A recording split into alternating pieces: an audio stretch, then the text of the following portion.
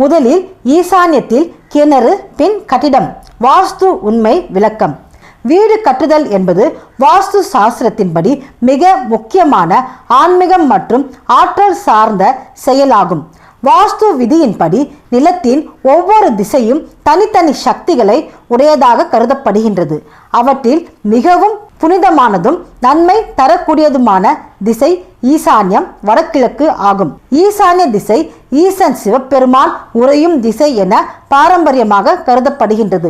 இந்த திசை அறிவு, ஆன்மீகம், தெளிவு, செழிப்பு ஆகியவற்றை குறிக்கின்றது. வாஸ்து சாஸ்திரத்தின் அடிப்படை விதிகளில் ஒன்று நீர்நிலைகள். கிணறு, போர்வெல், குளம் போன்றவை வடக்கு திசையில் அமைந்தால் வீட்டிற்கு வளமும் அமைதியும் ஆரோக்கியமும் கிடைக்கும் என்பதாகும். நீர் என்பது வாஸ்துவின் செல்வத்தின் அடையாளமாக கருதப்படுகின்றது.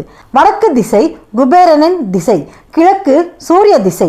இவ்விரண்டும் சந்திக்கும் இடமே ஈசான்யம். எனவே இந்த திசையில் கிணறு வெட்டுவது செல்வ சக்தியையும் ஒளி சக்தியையும் ஒன்றிணைக்கின்றது என்று வாஸ்து நம்புகின்றன. மேலும் வாஸ்து விதிகளின்படி நிலத்தின் வடகிழக்கு பகுதி தாழ்வாகவும் தென்மேற்கு பகுதி உயரமாகவும் இருக்க வேண்டும்.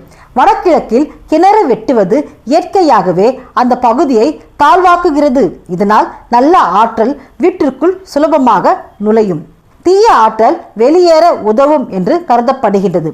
கட்டிட பணியை தொடங்கும் பொழுது முதலில் ஈசான்யத்தில் கிணறு வெட்டி அந்த நீரை பயன்படுத்தி பூமி பூஜை செய்த பின் அடிக்கல் நாட்டுவது வாஸ்து முறைக்கு ஏற்ப சிறந்த தொடக்கமாக கருதப்படுகின்றது.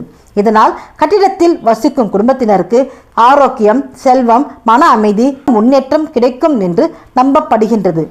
வாஸ்து விதியின்படி கிணறு அல்லது போர்வெல் வடகிழக்கு பகுதியில் இருக்க வேண்டும். தென்மேற்கு பகுதியில் கிணறு இருக்கக்கூடாது. அது நஷ்டத்தையும் சிக்கலையும் ஏற்படுத்தும் என கூறப்படுகின்றது. வடகிழக்கு பகுதி எப்பொழுதும் சுத்தமாக இருக்க வேண்டும். இதனால் முதலில் ஈசான்யத்தில் கிணறை வெட்டு அந்த நீரினால் கட்டிடம் தொடங்கு என்று வாஸ்து சாஸ்திரத்தின் அடிப்படை விதிகளை பிரதிபலிக்கும் ஒரு முக்கியமான கட்டுமான கோட்பாடாகும். இது வீட்டின் ஆற்றல் சமநிலையை பாதுகாத்து வாழ்வில் வளமும் நலமும் வரச் செய்வதற்கான பாரம்பரிய அறிகுறியாகும். இந்த தகவல் உங்களுக்கு பிடித்திருந்தால் லைக் செய்யுங்க, ஷேர் செய்யுங்க, சப்ஸ்கிரைப் செய்யுங்க. இதுபோல் இன்னும் பல பயனுள்ள தகவல்களை அறிய நிரஞ்சனா சேனலை பாருங்கள். என்றும் நிரஞ்சனா சேனலோடு இணைந்திருங்கள். நன்றி, வணக்கம்.